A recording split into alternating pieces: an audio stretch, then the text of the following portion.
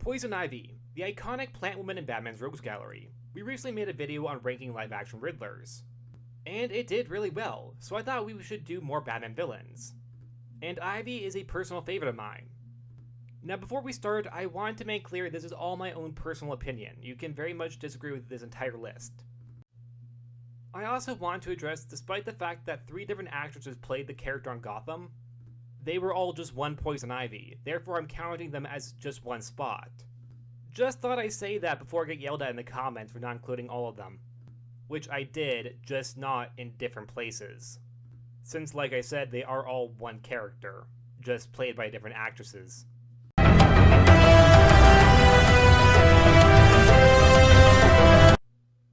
In last place is the second Poison Ivy from Batwoman, Mary Hamilton, played by Nicole Kang. I do feel bad for placing the characters so low on the list, at the very bottom of the list in fact, because I do like the character of Mary. However, her time as Poison Ivy was very, very brief in the show's 3rd season. And while it was a fun arc of Mary and Alice on a road trip, and Nicole Kang very much is having fun with this role.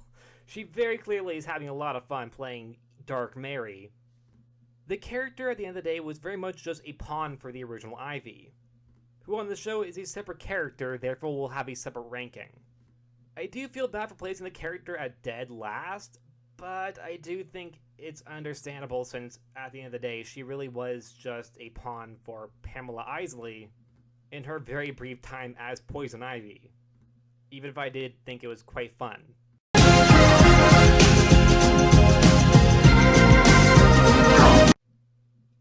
Third place is Uma Thurman from Batman and Robin.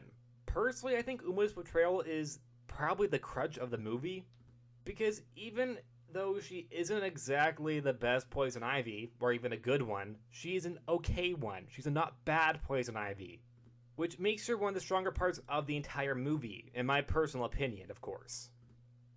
Due to the fact that the other villains, in my opinion, are not so good, like Bane and Mr. Freeze, 2 characters I love from the comics, but are made very interesting in this movie. Therefore, for a not bad Poison Ivy to be the crutch of the movie, it makes her come across better in comparison to the other villains. However, even if she isn't a terrible Poison Ivy, she's at the same time still copying a great reimagining for Catwoman from Batman Returns, even down to her boss killing her, only to create the iconic villain. And unlike Catwoman, I don't think it worked here for numerous reasons. It's still a lot better than Bane and Mr. Freeze's storylines, but it's still not as strong as how a live-action Poison Ivy can be. We hardly got to really know who Ivy was before she was Ivy, and unlike Selina, there's no real tragic element to her story. Instead, she's just evil. They attempt to add some sort of emotion to her origin, but it's kind of lost. When the character becomes Ivy, she no longer really has any emotional values except for plants. And because Batman was unaware of the fact that she at one point was a good person, he has no reason to attempt to rehabilitate her. Even if he kinda does try a little bit because of her pheromone abilities. However, Batman not knowing of this event occurring is, I think, the biggest reason as to why it doesn't exactly work the same way as Catwoman's does. Batman has zero emotional connection with Ivy, for the exception of the fact that he thinks she's hot, which completely changes the idea of this nerdy woman being killed by her boss to be resurrected into a body form that she admires more, along with a boost of confidence. Both that and the fact that, unlike Selina, we don't really even know if Ivy was necessarily a good person to begin with. She doesn't seem like an awful person, but we don't really know anything about her for the exception of the fact she doesn't like what is happening to Bane. Something that she herself is hypocritical about because she then uses him as a guinea pig of her own. I just ranted a lot about Uma Thurman's Poison Ivy more than I probably should have, but I do think that this is a time for it. Since after all, I'm ranking the live-action Poison Ivies, and I do have a lot to say about this version of Poison Ivy.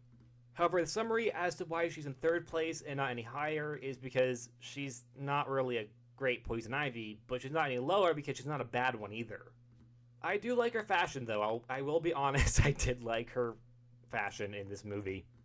Am I embarrassed to say that? Yes, I am. You could probably tell. but I do think the character of Ivy needs a flashy wardrobe.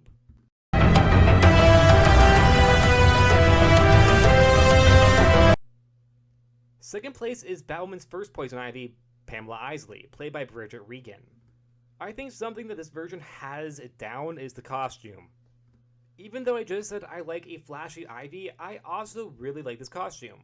While simple, it is a very good realization of the costume for the Arkham games. Although, of course, with a few tweaks, because you can't exactly have Ivy running around in grass panties. Or what I hope is grass panties, because if that's actually Poison Ivy, that would hurt. This version of the character I think had a very strong 3-episode arc, and Bridget does a very good job at making the character sympathetic even when she's killing people. I do think this version has the best devotion to the green of all the Ivies we've seen so far.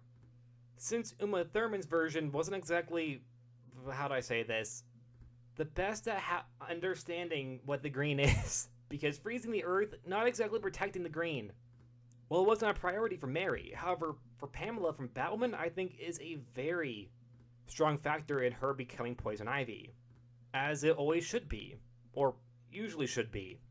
I also really liked Ivy and Renee Montoya's relationship, even if I wasn't a big fan of them being together by the end. I think the idea of them having a history is very interesting, however them ending up together I think is a little odd, since there was a lot left unsaid between the two of them. However, while I really like this version of Ivy, her time was cut short when Batwoman was cancelled and the character never returned, which she was intended to. If there had been another season, Ivy and Renee would have returned. But it never happened, therefore her story is in a way unfinished, and even though it didn't end on a cliffhanger, it's not exactly done. Or at least, not necessarily in the manner that it was intended to be over with. And therefore, because it's technically unfinished, I don't think I can put this version of Ivy any higher in the list. If the character story was actually concluded, perhaps she would have been number 1, but because it wasn't, she isn't.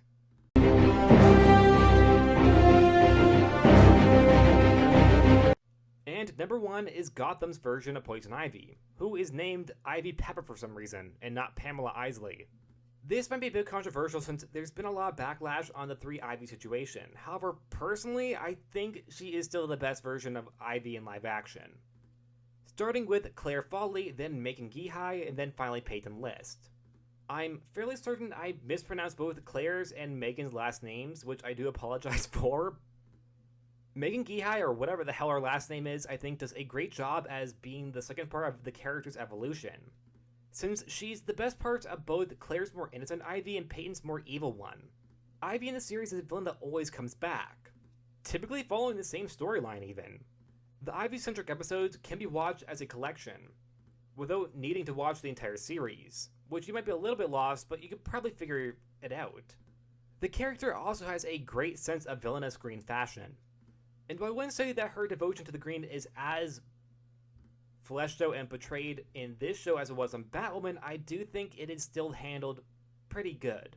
And unlike there, I think the character of Ivy herself is much more fleshed out, because the character was from season 1 to season 5, even if it was a different actress. Her friendship with Selina was also really sad to see that it finally ended, with how Selina kind of saw her as a little sister, only for her to become a full-on adult, and even later on becoming a full-on serial killer. Personally, I really like that friendship, and I really like the way it ended, because I thought it did a good job at showing that Selina has morality. Well, Ivy herself doesn't necessarily. She doesn't see murder as being too far for her. Not even killing someone in front of their own family as being too far. Now, this ranking might disappoint some people, or even anger them, like my Riddler one did. However, it's just my own personal opinion. This isn't the official live-action Poison Ivy ranking, it's just some guy on YouTube making a YouTube video on ranking Poison Ivy in live-action. A list you can 100% disagree with. And I would love to see your own ranking down below in the comments. And that's it. I now have Twitter, which you can go follow down below, as well as my Instagram, where while I don't exactly post very often, I do hope to start using those accounts a little bit more. And like always, please like, subscribe, and I'll see you guys next time. Bye!